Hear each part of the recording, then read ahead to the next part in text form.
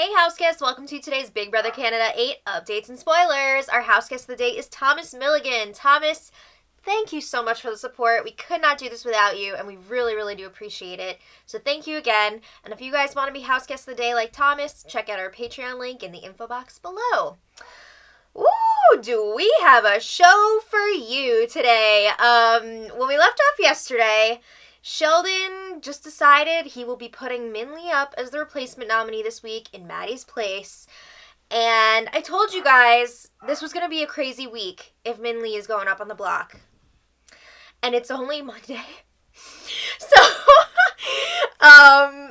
he's going to tell her before the ceremony that she's going up, but he's telling everybody else first so that they'll know what the plan is. And I think also so he can gauge if everybody is on board to get rid of her. And, yeah, it seems like everybody's cool with it for now. So the feeds were down for a little while yesterday while Big Brother told the house guests about the coronavirus. So they gave them updates on where it's hitting the hardest. Everybody got a letter from home, which was nice. And the good news is all of their loved ones are okay. So nobody's, leaving or anything. And a lot of the house guests were really emotional. Kyle especially was really crying his eyes out. And Sheldon was giving him a pep talk, which Kyle was really touched by. Kyle said, that's one of the nicest things that anyone's ever said to me.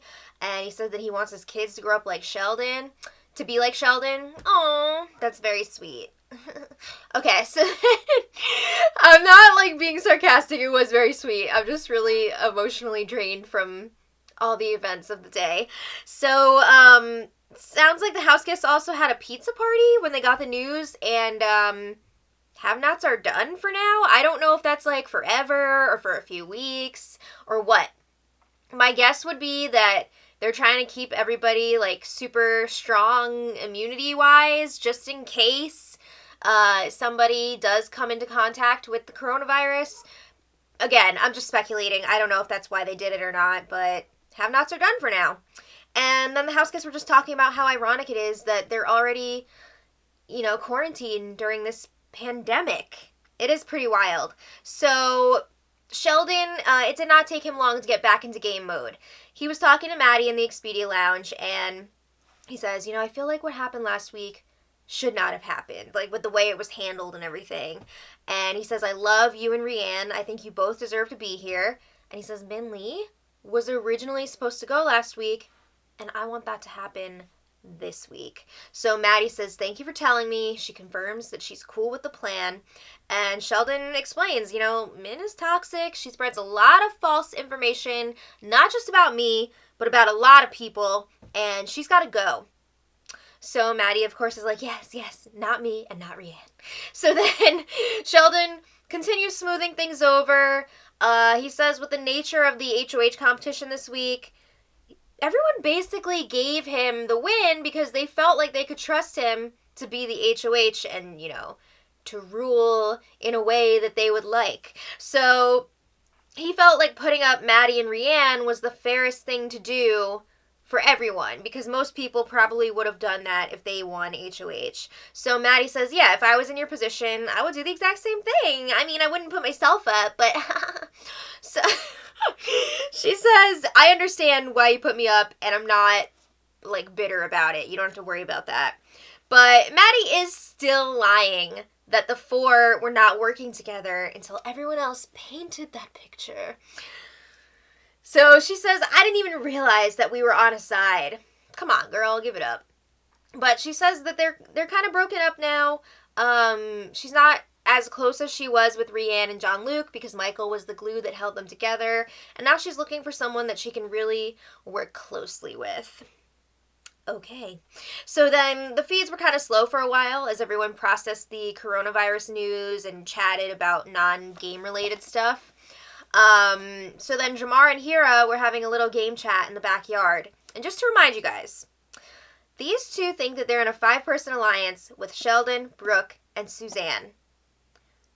But the other 3 are just faking it. Sheldon, Brooke, and Suzanne, they're faking it. They're just trying to keep Jamar and Hira close because Sheldon and Brooke are afraid of them and want to take them out. So they're like, let's make this fake alliance with them so that we'll be good with them. But Sheldon and Brooke have said many times that they want Jamar and Hira out, like, the next two people. I mean, Brooke also still wants Rianne out, which is just ridiculous to me. But okay, so anyway, Hira says that one of the two of them, Hira or Jamar, have to win the next HOH, or Maddie, or Rianne, or John Luke, because they can't rely on, like, Brooke or Suzanne, who are supposed to be in their alliance, to win and take care of business here. They figure those two girls are not going to go after Chris and Kyle, and that's what they want to happen. And they're right, because those girls are working with Chris and Kyle. So no, they're not going to take them out next week if they win HOH. But Hira and Jamar are not really making that connection yet. So Jamar says, you know what, I don't really mind Min going this week because he feels like she would snake him if it came down to it. Snake is definitely one of the big terms of this season. Like, this person's gonna snake me, this one just snaked me, this one snook me. So Rianne joins them, and it seems like Jamar's almost talking about this 5-person alliance openly in front of Rianne. He says that he's really been questioning Sheldon and Brooke lately, and he feels like they're playing scared. More like they're playing you. Ugh. So Jamar and Hira agree on their plan for next week. If either one of them wins HOH, they want to put up Chris and Kyle, which I think would be super entertaining. Can you imagine the meltdowns? And then if one of them comes off the block, the replacement nominee would be Carol, and the remaining guy would still be their target. So then Rianne was saying, yeah, I'm really pissed at Chris right now. Apparently he was making fun of her speech impediment. I didn't even know she had one. I'm still not exactly sure what this speech impediment is, but it's not cool that they were making fun of her. And I think Jamar was involved in that as well, but he did apologize to her, and she said that Chris took it too far. So anyway, they reassure Rianne that she's not going anywhere this week. Min is going, and Rianne's like, cool. She asked them to let her know if they hear Min making up any lies about her, because everybody is just, like, bracing themselves. They know once Min is up on that block, it's gonna be a wild ride to Thursday. So we finally get something that we've been waiting for. Minli pulls Sheldon aside to chat. It was, like, pretty late last night. It was like 1:10 a.m. that this all kicked off. So they go to the HOH room, and they talk for like an hour. So Min asks, okay, do you know why Brooke told Vanessa to throw the Power Veto competition? Is it because you guys wanted nominations to stay the same? Is it because you didn't want me to win because you were afraid of what I would do with the veto? Like, what's going on here? And Sheldon's like, I don't think that happened. I don't think Brooke said that to Vanessa. And Min says, well, I was told that she did. So Min was like, why was it said? And Sheldon is insisting, I don't think that happened. I think you're lying. So Min is getting frustrated that Sheldon is not giving her any information or anything. And I mean, for this whole time, Sheldon has been very hesitant about sharing info with Min because he's seen what she does with it. So he has been like a closed book for Min, and she's getting really frustrated about it. So Sheldon's like, all right, I have a question for you. Why have I been hearing that you're telling people I'm in a 5-person alliance with Jamar? I mean, you are in a fake-ass one. So Min says, I never said that. Somebody came to me and said that. So at first she doesn't want to say who it was, but eventually she says, it was Carol. Carol said it to me. And Sheldon's like, I heard that you told Carol that. And you also told Chris that I was going to backdoor him this week. So Min is like, what? She's denying it. And Sheldon says, I don't believe you. You know, these other people have come to me and said these things, and I trust them way more than I trust you. So there were times throughout this conversation where Min starts raising her voice. She says, people are using me as a scapegoat because it's the easy way out, and they see me as a threat. And Sheldon's like, I mean, that may be the case, but I still don't believe you. I don't trust you. So Sheldon says, all right, I don't think you're coming after me. But again, I don't trust you, and I wanted to let you know that I'm thinking about putting you up and just letting the House vote the way they want to vote this week. He says it would get the least amount of blood on my hands, and yeah, that's what I'm thinking. So Minli starts crying. She's like, I am so upset right now. It was an aggressive cry, which I feel like she turned off very quickly. Like, I'm not saying she was faking it, but is it possible she was faking it? I don't know. But Minli starts crying. And she says, I worked so hard to get here. She's upset that he's doing this to her. And she says, you know, if you're trying to make a big move here, this is not a big move. Taking me out? Not a big move. And Sheldon's telling her, it's not personal at all. I feel like it's the best move for me. And he does admit, you know, he feels bad because he told her earlier in the week that he wasn't going to put her up. And he says, I meant it at the time when I said it. I feel like more and more people have been using that to get out of things the last few seasons. Like, I meant it when I said it. Yeah, but you didn't follow through on it, so you lied. But yeah, he's saying, I'm not going to campaign against you this week. Yes, he is. Okay, so Min, again, is talking about how much she wants to stay, and she feels like him putting her up on the block is basically him evicting her right now. She doesn't think she's going to be able to get the votes to stay. And she tells Sheldon, I am willing to lay all my cards on the table right now, tell you everything about my game, and just start over with you and whoever you want me to align with. Like, I will do whatever you want. I'll be loyal to you. I'll fight for you. And Sheldon's like, that's great, but I just don't trust you. I don't trust you. So Sheldon says, you know what, I'm just going to give you some advice here. You should probably just start focusing on the votes that you're going to need instead of on trying to change my mind, because I just don't see it happening. And especially not before the power veto ceremony, which should be happening the next day. So he does tell her, you know, you're handling this a lot better than I thought you would, so good for you. And the conversation ended with a hug. All right, this is only the beginning of the storm. So after Sheldon tells Brooke about the conversation, and he says, you know, I genuinely did feel bad for Min. She really does want to be here, and that just sucks to have to do that to somebody.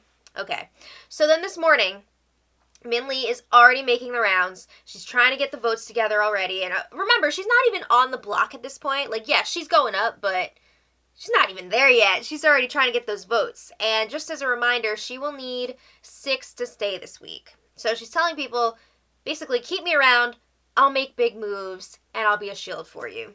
So a lot of people are BSing her and saying, like, yep, you have my vote. She's also getting a lot of, if you have the votes, I'll vote for you. If not, I don't think I can. Cool. Okay, so then let's talk about Jamar. He is super pissed that Sheldon is not putting up Chris or Kyle. I mean, he already knew that Sheldon was planning on putting up Minli, but just the more that he thinks about it, the more he's like, why is Sheldon not making a bigger move here? Why is he going after Minli, of all people? So he's talking to Suzanne, Hira, and Sheldon, who are all supposed to be in this alliance of 5 with him, which again is fake. And Jamar says, I think this is ridiculous that we're not going after Chris or Kyle. And he says, if one of us wins the next HOH and Chris and Kyle are not on the block, I'm going solo dolo. Whoa! Yeah, so I feel like that's not a great thing to tell your alliance. But anyway, the feeds go down for the power veto ceremony. And as expected, Maddie used the power veto on herself.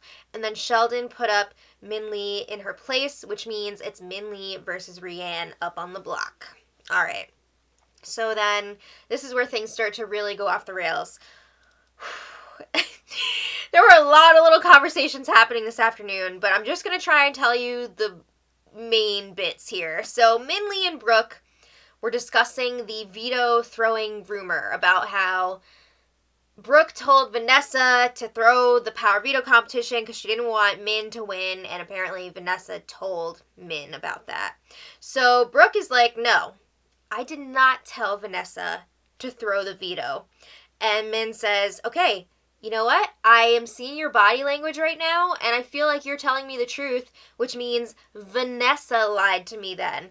So Min is now saying, I want to have a house meeting. I want to get to the bottom of all this. So before that happens, Min decides to confront Vanessa. And she's like, Vanessa, why did you tell me not to say anything to anyone about Brooke telling you to throw the power veto competition? And Vanessa says, 'cause I never said that. And she's like, I said maybe we shouldn't win it, but I didn't say that Brooke told me to throw it. So Min says, wow, you are lying in my face right now. You snaked me. There it is again. So Vanessa says, Min, this is not helping you stay in the house. And then she does her, like, nervous laugh where she's like, it's a little sus. So then Min is saying, it's all making sense now. Like, I can tell from your body language that, you know, you've been lying to me. You've been avoiding me.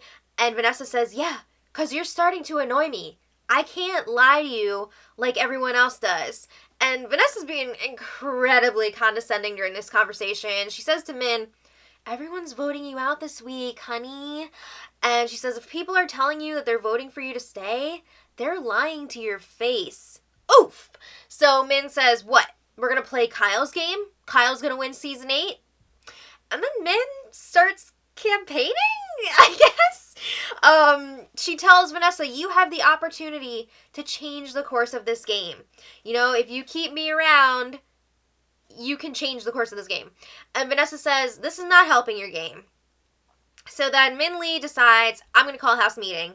And Vanessa says, no, you're just going to get everyone laughing behind your back or in her face. Let's be real. So Minli goes around calling for the house meeting. Everybody gathers in the living room. They're all grabbing their snacks and everything. So everybody's sitting on the couches, and Min sits in a chair in front of everyone. She's in chair. So Minli basically starts by saying, I want to know who's spreading lies about me and using me as a scapegoat, because that's messed up. So she brings up the conversation that she had with Sheldon last night, and all of the rumors that he presented to her about, like, the 5-person alliance that included Sheldon, the whole Brooke-Vanessa comp throwing rumor. So Min says, I was really close to Vanessa, and somebody poisoned her against me. Yeah. So maybe Vanessa's just all over the place. Everybody's always thinking that Vanessa is being poisoned against them. Vanessa has been a wild card. Okay, so anyway, Min says, if you guys keep me, I will go against the biggest target, or the biggest threat, sorry. And she's talking about Kyle. She says, if not, it's going to be just like last season, the Dane show. And I mean, didn't the same thing happen last season, basically, where everybody before they were evicted was like, you better go after Dane, keep me to go after Dane. And then, wow, he won. So yeah, she's saying, if you get rid of me, Kyle's gonna win this thing. So then people start bringing up issues. Min kind of loses control of this meeting, and it becomes like a town hall situation. So Sue is like, okay, Min, did you tell Hira to watch out for me? And Min is saying, no, I didn't say that. So then Sue turns to Hira and is like, did she tell you to watch out for me? And everybody's like, oh, because she's really putting him on the spot there. So I don't think he, like, fully answered that, but So then Kyle is asking Min, why did you make an alliance with me and then tell my closest ally, Vanessa, that you want to backdoor me? All right, let's just process this for a second. Kyle just said in front of the whole damn house that Vanessa is his closest ally. I mean, everybody knew that they were working together, I think, for the most part, but, like, damn, you're really calling her your closest ally? And he, like, realized that he said that, and he was like, well, I mean, everybody knows that. Dude, you done effed up. So, anyway, Min is like, yeah, you're my number one threat. You better freaking believe it. She says, you snaked me. And again, she's saying, if I go, Kyle's going to win this whole thing. So then John Luke is like, this sounds a lot like Michael's pitch last week. You know, it's telling people to keep him so that he could take out, like, Chris and Kyle. And he's saying Michael, on the other hand, was not somebody who was spreading lies. And nobody voted to keep him, like, besides us three. So why would we vote to keep you? And then Maddie asks Minli, she's kind of piggybacking. She's like, yeah, did you take part in last week's plans? Because you told me that you were surprised, and you acted all surprised at the Power Veto ceremony when you didn't go up on the block.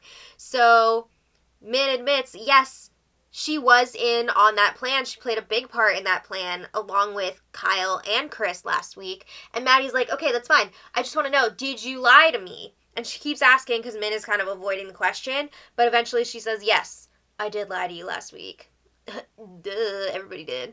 So then Vanessa is in the hot seat because Min is asking her, were you playing me when you were saying that you wanted to target Kyle, or did you actually mean that? And Vanessa says, yeah, I was playing you. And then Jamar's like, were you playing me too? And she says, yep, I sure was. Ow! So this meeting is kind of exposing Vanessa too. I think it's going to hurt Min in the short term, but I think, you know, people might remember this later and be like, whoa, Vanessa's kind of sketchy. We'll see. So Vanessa says, yeah, it's pretty obvious that I'm working with Kyle. So then, you know, they're joking around like, oh, I want to know more about this Alliance of Five. Like, who's in this Alliance of Five? But Jamar is pissed. He is really upset upon finding out that Vanessa was playing him.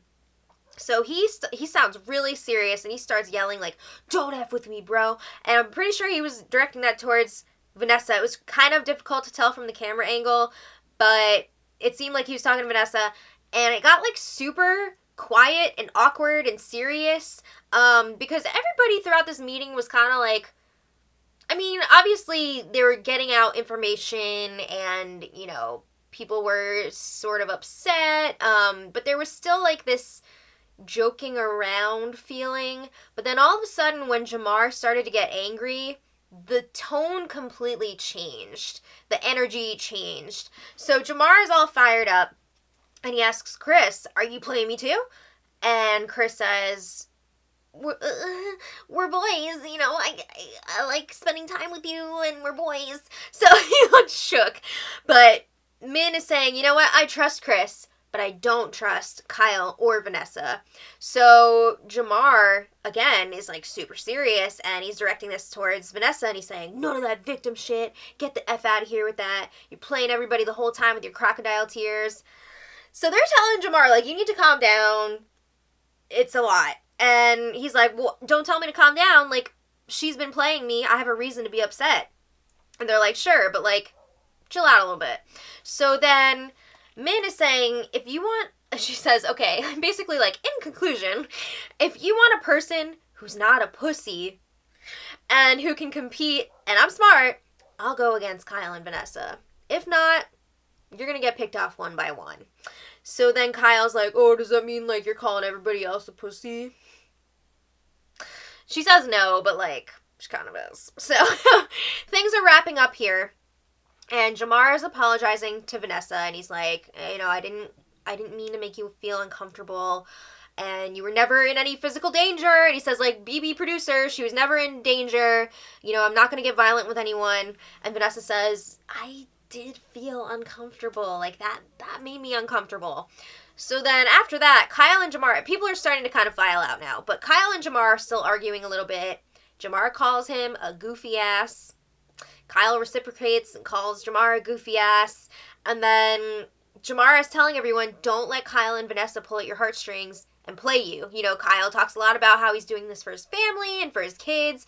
Don't let that affect your decisions in the game. So Jamar is saying, we're all here to play Big Brother. It's all part of the game, but, you know, just know who's playing. So then Kyle's, like, blowing kisses at Jamar and, like, obviously trying to, like, provoke him or something. Like, I don't know. It's weird.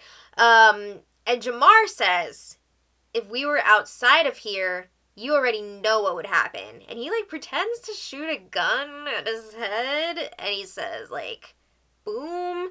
And then he says, all that weight training just to get popped. This is really uncomfortable and icky. So Kyle says, you can get kicked out of the game for saying something like that. And Jamar immediately gets called to the diary room. So after that, most people are saying that's not cool that Jamar just said that. He was kind of like threatening Kyle. Not okay. Yeah, it was pretty messed up. So then the drama continues for a few minutes. Vanessa decides to call out Minli on saying that Suzanne's boyfriend should dump her. And I do remember Minli saying this. She was complaining because Suzanne was flirting with so many of the guys. And Minli's like, oh my god, Vanessa, that's disgusting that you would make that up. Girl, you definitely said that. But as a result of that, Suzanne was like, okay, you definitely don't have my vote, so don't bother asking. And Vanessa was like, yeah, you don't have my vote either. And Kyle says, you don't have Dane's vote either, because she kept comparing him to Dane. So, yeah, the feeds went down after Kyle mentioned Jamar's comment again about basically saying he would get shot outside of the house. So yeah, the feeds have been down for a while, and now the question is, will Jamar be removed? Is that going to be considered a threat? I think it's pretty not good. It's kind of bleh, I don't know. Do you guys think he should be removed? I can't really decide at this point. I don't think that that's acceptable. I don't know. I just don't know. So let me know your thoughts in the comments, and I'm sure we'll have a lot to talk about tomorrow. So until then, much love.